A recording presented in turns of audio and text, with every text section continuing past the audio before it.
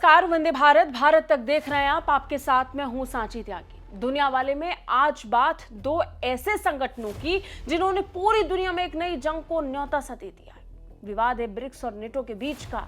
यह जंग भले ही दिखाई ना पड़ रही हो, लेकिन अंदाजा है कि आहट महसूस की जा रही है। दुनिया वाले में आज बात उस ब्रिक्स की जिसकी ताकत का अंदाजा ट्रंप को लग चुका है, और नेटो को भी। तभी तो दोनों मिलकर एक प्लान तैयार कर रहे हैं। नेटो और ब्रिक्स आमने सामने नजर आ रहे हैं। कौन कितना ताकतवर होगा, कौन किस पर भारी पड़ेगा, जानेंगे आज। लेकिन उससे पहले पिछले कुछ दिनों की बात करते हैं। पिछले कुछ दिनों में ट्रंप की कड़वाहट और खुलकर सामने आई, जब ट्रंप ने खुलकर ब्रिक्स का नाम लेकर स्पष्ट तौर पर कहा कि ब्रिक्स का अस्तित्व ही इसलिए है ताकि डॉलर को कमजोर किया जा सके। मतलब ट्रंप पहले से मानकर चल रहे हैं कि ये डॉलर को खत्म कर देगा। ये तो पूरे अमेरिका को ऐसा ही लगता है, और ब्रिक्स से हमेशा से ही इन्हें परेशानी रही है। लेकिन 2022 के बाद ये और बढ़ गई, खासकर तब जब डॉलर के विकल्प की बात खुद ब्रिक्स ने की, और फिर दे दी ट्रंप ने ब्रिक्स देशों को धमकी। एक ऐसी चेतावनी जिसमें 500% टैरिफ की बात थी। 500% टैरिफ, इस पर तो ट्रंप समर्थित सीनेटर यूएस कांग्रेस में बिल तक ले आए। और अब नेटो चीफ ने ट्रंप से मुलाकात की, और इस मुलाकात के बाद नेटो ने 100% टैरिफ की धमकी दे दी। If you are the president of China, or the prime minister of India, or the president of Brazil, and you are still trading with the Russians and getting the oil and the gas in, and you sometimes even resell it for a higher price, know that if this guy in Moscow doesn't get serious about peace talks, I will slam secondary sanctions on you of 100%. So I'm sure they don't know yet what hit them. अब एक तरफ है BRICS, यानी Brazil, रूस, भारत, चीन और दक्षिण Africa, मिस्र, इथोपिया, इंडोनेशिया, ईरान और संयुक्त अरब अमीरात जैसे 10 देशों का समूह। एक ऐसा संगठन जो उभरती हुई अर्थव्यवस्थाओं को एक मंच देता है। ये समूह वैश्विक अर्थव्यवस्था में 41% हिस्सेदारी रखता है। ब्रिक्स में शामिल देश विश्व की लगभग 45% जनसंख्या का प्रतिनिधित्व करते हैं, जो कि लगभग 3.5 अरब लोग हैं। इसके सदस्य देशों के पास विशाल प्राकृतिक संसाधन जैसे कि कच्चा तेल, गैस, खनिज और कृषि भूमि है। रूस, ईरान और सऊदी अरब जैसे देश वैश्विक तेल और गैस बाजार पर बड़ा असर डालते हैं, जबकि भारत और चीन दुनिया की सबसे तेजी से बढ़ती अर्थव्यवस्थाएं हैं। चीन अकेले ही वैश्विक जीडीपी में बड़ा योगदान देता है, और भारत भी यही करता है। भारत भी अपनी आर्थिक सुधारों के साथ वैश्विक निवेश का केंद्र बन चुका है, दुनिया की टॉप 5 जीडीपी में।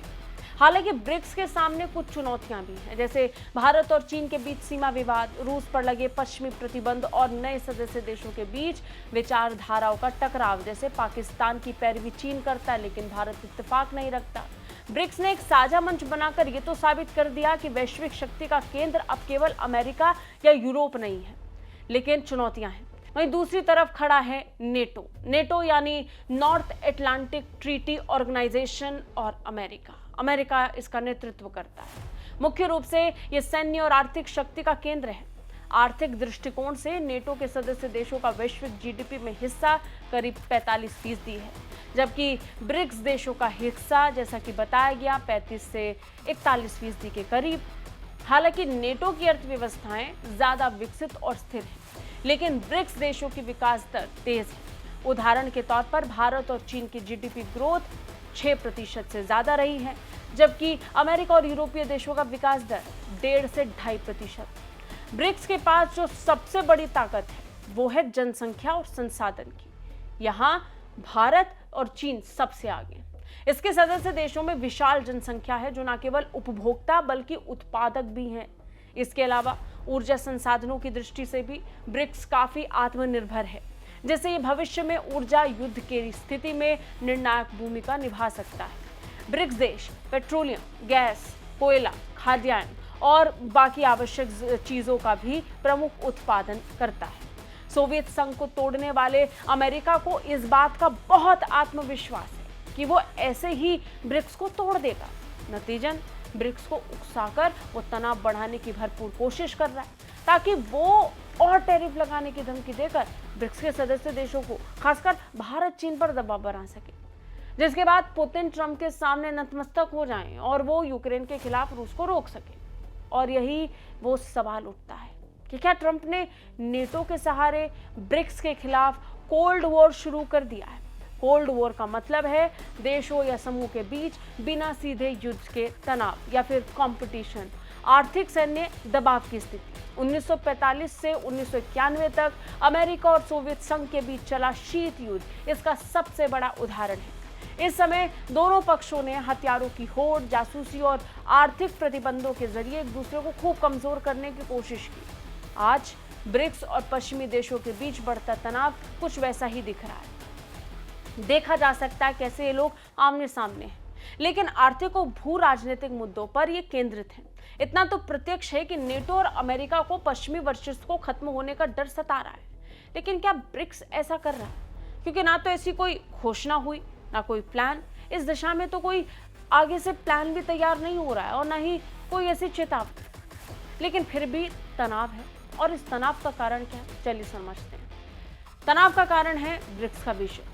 ब्रिक्स का विजन है बहुध्रुवीय विश्व व्यवस्था का निर्माण करना। ब्रिक्स का सबसे बड़ा उद्देश्य है वैश्विक सत्ता केवल अमेरिका या पश्चिमी देशों के हाथ में न रहे। यह समूह एक ऐसी व्यवस्था चाहता है जो एशिया, अफ्रीका, लैटिन अमेरिका जैसे विकासशील क्षेत्रों पर भी लगातार ध्यान रखे, उनकी भी भागीदारी इसमें। आर्थिक सहयोग और समावेशी विकास पर भी केंद्रित है ब्रिक्स।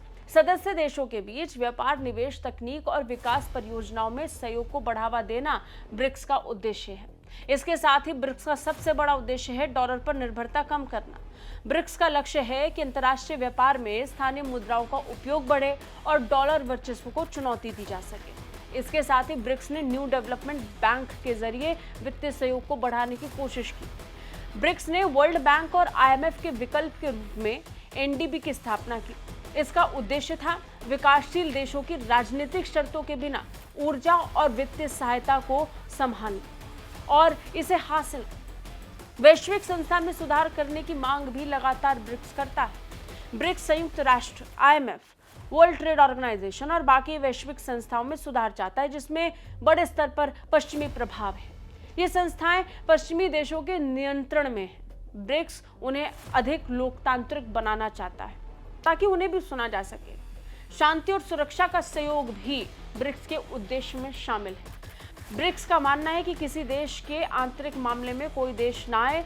आतंकवाद, साइबर सुरक्षा और स्थिरता को ध्यान में रखते ग्लोबल साउथ का नेतृत्व भी ब्रिक्स करना चाहता है। ब्रिक्स खुद को ग्लोबल साउथ यानी विकासशील देशों का प्रतिनिधि मानता है। इसका उद्देश्य है कि इन देशों को वैश्विक निर्णय प्रक्रिया में बोलने और निर्णय लेने का पूरा अधिकार हो।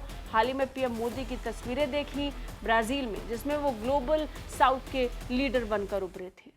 अमेरिकी राष्ट्रपति डोनाल्ड ट्रंप ने ब्रिक्स को अमेरिका विरोधी करार देते हुए 10% अतिरिक्त टैरिफ और 100% सेकेंडरी टैरिफ की धमकी दी, जो नेटो ने की। अब इस धमकी का भारत, चीन और ब्राजील के लिए क्या मतलब है?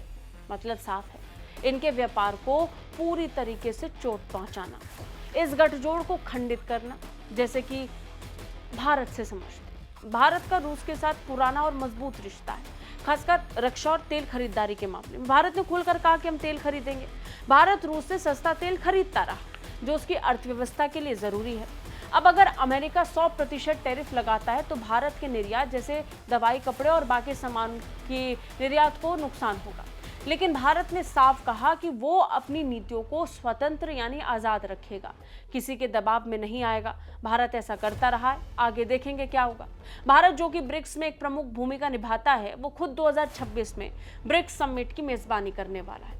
अब ऐसे में दबाव और ये जो भार है, ये जो चुनौती है, वो भारत पर पड़ेगी। हालांकि भारत की नीति संतुलित रहने वाली है। वो ना तो पूरी तरह पश्चिम के साथ जाएगा, ना ही पूरी तरह उनके खिलाफ। भारत रूस से सस्ता तेल और हथियार लेना भी जारी रखना चाहेगा, लेकिन वो अमेरिका और नेटो के साथ भी रिश्ते बनाए रखना चाहेगा, क्योंकि भारत कभी भी किसी सैन्य सहयोग संगठन जैसे नेटो के पक्ष में नहीं रहा है।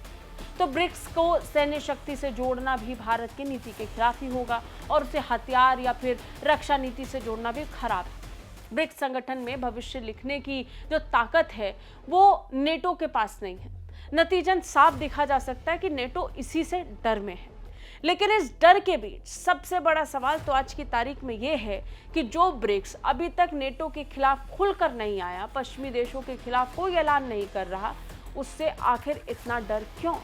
क्या केवल रूस के साथ व्यापार करने भर से अमेरिका को इतनी चोट पहुंच रही है? और क्या अमेरिका, भारत और चीन के जरिए से रूस पर वो दबाव बना लेगा जो वो बनाना चाहते हैं, खासतौर पर उस तेल खरीदारी को लेकर जो लंबे वक्त से भारत, रूस और चीन के बीच में चल रहा है? आपको क्या लगता है? कमेंट करके हमें जरूर बताइए। जय हिंद।